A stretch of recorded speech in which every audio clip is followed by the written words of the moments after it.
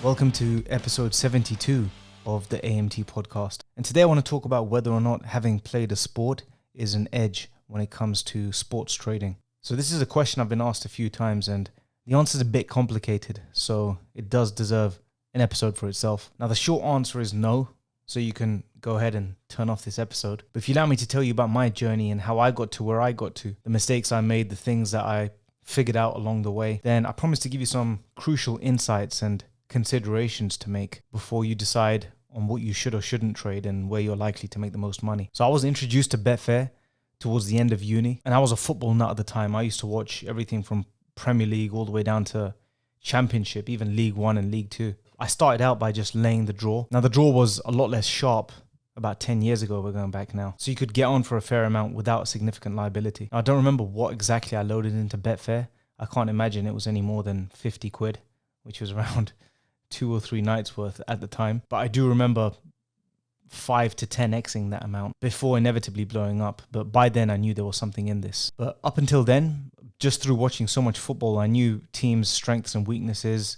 I feel like I was quite objective and I could identify windows of opportunity for when a goal was likely to occur. And now and again, I'd correctly predict the score, and this was without looking at data. But as I began to take things more seriously and I started to search YouTube and Google looking for other successful Betfair traders, I think at the time around at least 90% of the guys that were putting out content were all racing traders. So I just assumed everyone doing this full time was a race trader, and that dream of mimicking a 9 to 5 or a 2 till 8 in the case of racing and making a consistent, steady income is what sold me. And that's when I nosedived into learning racing, and I just shelved football, which is my biggest regret. So racing, as I said, is a sport that I knew nothing about. But through some of the content I found, I figured out that you could actually make money cold trading the markets, which means trading the odds pre-off before the races started. You could lock in a profit and then just rinse and repeat over and over again, race after race, 30 times a day. So with time, I became a specialist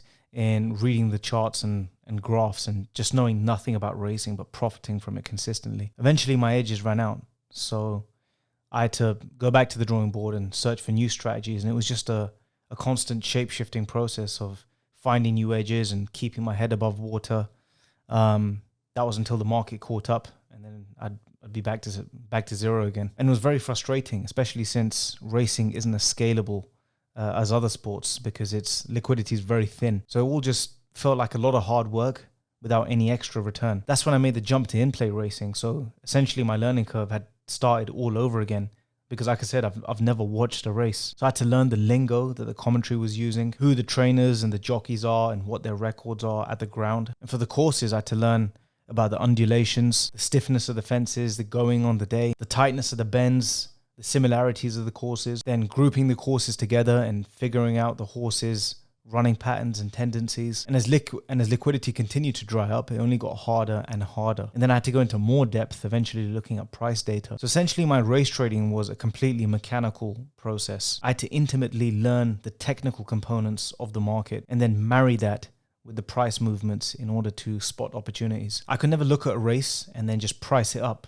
on the spot just based off the runners. Even to this day, for me, there's literally no intuition when it comes to trading this sport. So for every market and every trade, it was just an exhausting, regimented process. And it took me several years before I could really train my eye to at least spot opportunities in play. Now, as for my background in playing sports, it's primarily golf and a bit of boxing. Now, I've played golf since I was a kid, and it's the only sport I've played consistently throughout my life. I've played to county level, I've been to professional tournaments, and I've played in many countries. And I watch golf almost every Sunday, even more so when I was a kid, when Tiger was in his pomp, because I idolized him growing up. But growing up, I had no idea that I'd be betting on sports for a living. But little did I know at the time is that just by watching golf and playing it growing up, it would serve as the foundation for me to spot opportunities in play without ever looking at the data. So unlike racing, I can look at a scoreboard at a golf tournament, and before I've even fired up Betfair, I already have a price in mind that I'm willing to back or lay the player. Now, sometimes I read other tipsters or journalists' previews or reviews of tournaments where they're quoting stats such as fairways in regulation, greens in reg, strokes gained, all these different percentages. Now that's all well and good, and probably somewhat warranted, especially if you're doing a detailed write-up where you need to give readers some sort of rationale for who you're picking. And I can appreciate that more than anyone, since I myself do write-ups on Substack. But at its core, when I'm trading golf, fundamentally, I'm trusting my eye and my intuition. So for example, I can look at a golfer's swing, and just by his shot shape, I can see whether or not he's dialed in or whether he's battling a block or a hook on that given day. I can see when he's getting yippy with his short game and his putting. I can see when his pre-shot routine is just a little bit slower than usual, or he keeps backing off shots. I can assess the likelihood of a player making up and down, regardless of the short game stats, just by purely assessing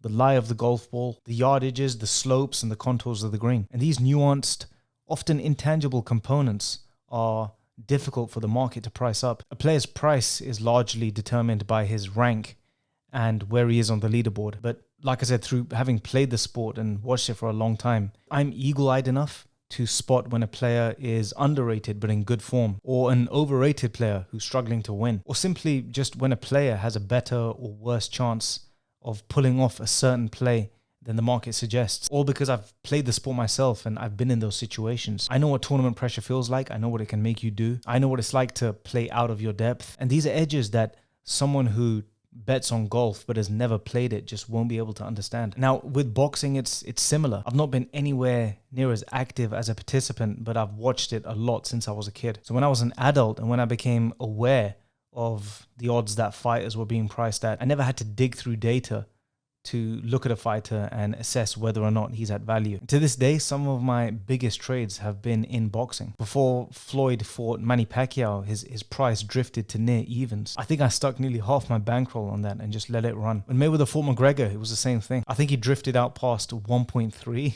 in play, and I think I whacked on most, if not all, my bankroll. Now granted, that was poor risk management, but these were my early days, and I'm only pointing these examples out as to how much faith I have in boxing, and it's why I win so frequently, because I just have an eye for it.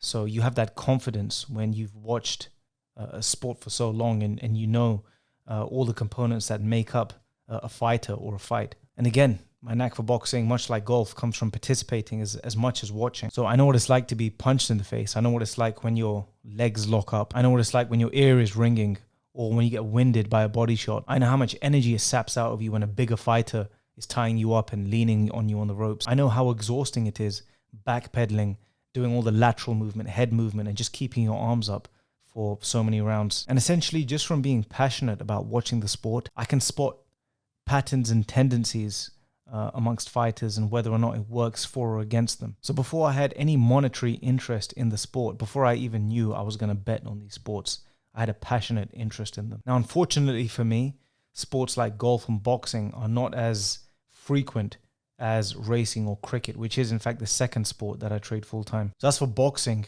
tradable headline fights are just so infrequent. UK betting markets are also driven more by UK fighters than American fighters. Even second-rate British fighters like Josh Warrington or Anthony Yard sometimes drive even more liquidity than, say, Terence Crawford or an Errol Spence or Jamel Charlo. As for the blockbuster fights, the likes of Anthony Joshua or Tyson Fury only happen a couple of times a year, so that big liquidity you see on big fights, you can't really rely on that to trade for a sustainable income, because like I said, they're just so infrequent. Now, I could bet on boxing a lot more frequently with the bookies, but they just limit you so heavily these days, and the boosts they offer, they only let you get on for literally pocket change, which isn't really worth my time. Now, whilst golf is on weekly, not much money goes through the markets on round 1 to 3. So it's considerably more risky, at least for me, betting early on when the leaderboard hasn't really taken shape. Personally, I like to get involved in the final phases of the tournament where opportunities aren't even guaranteed. So again, even on Sundays,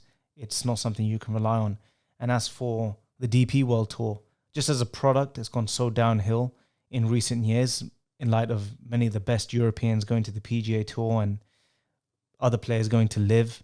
There's just hardly any liquidity in there anymore. So unfortunately for me, the two sports that I grew up watching and playing, I can't make a reliable income on. Now, alongside racing, the second sport, which I also trade full-time, even more so than racing now is cricket. Again, another sport I've never watched, let alone participated in. But this time my motivation to trade it was somewhat different. I remember stumbling upon a test match once and seeing over £50 million matched. And until then, I'd never seen so much money go through any individual market on Betfair. And the price action in that test match was similar to that of a racing festival, of which only happens a handful of times a year. When I found out that there's 30 to 40 test matches a year, the jackpot light started flashing. Now, as for the shorter formats where the window of opportunity for scalping is far smaller, because it's so liquid, the potential to scale up, even with a small edge, made it justifiable. So much like racing, where I had no prior experience, I had to take a very mechanical approach again, where I had to sift through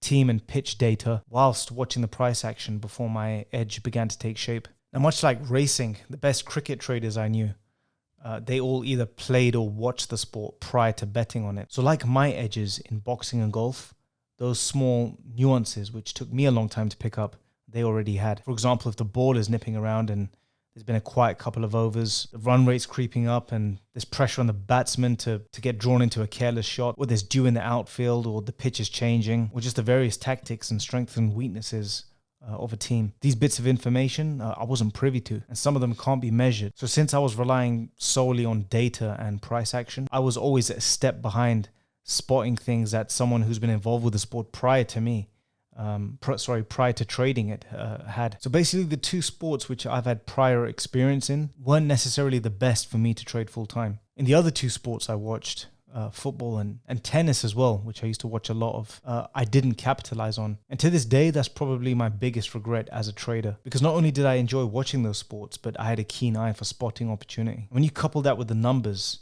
I could have scaled up rather quickly, far more quickly than I ever did on cricket or racing to that extent. So in summary, the question I initially posed was, do you need to have played a sport before trading it? But I'm going to conclude by broadening the original premise, which is, do you need to have played or been involved with a sport, like watching it, to trade it successfully? And I'm doing that because I believe the two aren't that dissimilar. If you've watched the sport passionately for a long time, then you can pick up on the finer details that aren't obvious to the naked eye or the casual spectator. There's several pundits and coaches in sport who haven't really been an active participant, but they're really good at dissecting players or events and forecasting outcomes accurately. Take boxing, for example, the likes of Jim Lampley or Max Kellerman or even Chris Mannix. These are guys who I consider to be the best pundits because they're so detailed and balanced in their assessments of fights and fighters. They nearly always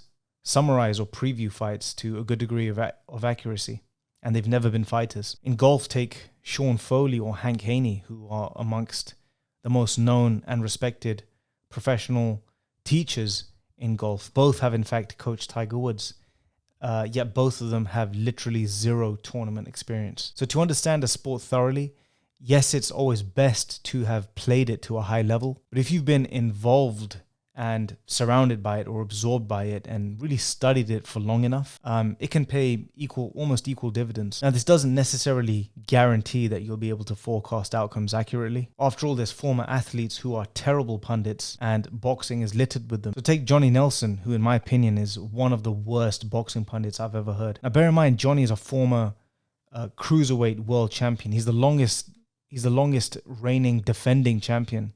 I think he defended his title 13 times, which still hasn't been surpassed. So you'd think he'd know a thing or two about the sport, but he continues to deliver some of the worst previews or opinions that you're ever likely to hear. Or take David Hay, the former unified cruiserweight and heavyweight world champion, who he couldn't pick a nose, let alone pick a fight correctly. I mean, his track record is so bad. It's a running joke that if you want to know who's going to win a fight, just find out who David Hay has picked, because that all but guarantees the other guy's going to win. Now, granted, boxing is a business and people do say things for shock value, and pundits are often loyal to the fighter of their network or their stablemates. But that pretty much explains or summarizes why being a participant or being involved can actively work against you. Because as a trader, you need to be balanced and objective at all times. If you're not willing to bet against the guy that you're rooting for, then you have no business making money in this game. So in summary, do you need to have been involved in a sport to trade it successfully? No. And my results are testament to that. I trade racing and cricket full time, neither of which I've participated in. But whatever I lacked in experience, I made up for by analyzing data and price action and what influences it. However, I can forego a lot of the data and analysis in favor of betting more intuitively by considering intangible factors that the market struggles to price up in sports that I do have experience on, like in golf or boxing. So if you want to make money trading, you need to learn how to trade. It's as simple as that. It doesn't matter how well you understand or know a sport. You need to know how that translates into spotting value. And you need to understand how the price action evolves over the course of an event. Then you have to couple that understanding with a strict risk management plan, which comes down to temperament. And that's another discipline in and of itself. But if you want to reach the highest level, the best traders, at least the ones I've met, have nearly always had some sort of direct involvement, whether they've played or watched the sport prior to betting on it. So that's just a commonality I've spotted amongst the best traders I know. So when you couple that experience or participation with great trading, you'll be well positioned to make a lot of money. So whilst it's not a prerequisite, I do believe that involvement in a sport prior to trading it can definitely be advantageous. Being able to price up those intangible factors in a market when you're trading it, often that can be the difference between making good money and making a lot of money. But that's my 2 cents. We'll wrap it up here. Hopefully I've answered the question thoroughly, but if you have any questions or comments, leave them in the comments section below. Don't forget to like and subscribe, and I'll see you guys in the next video.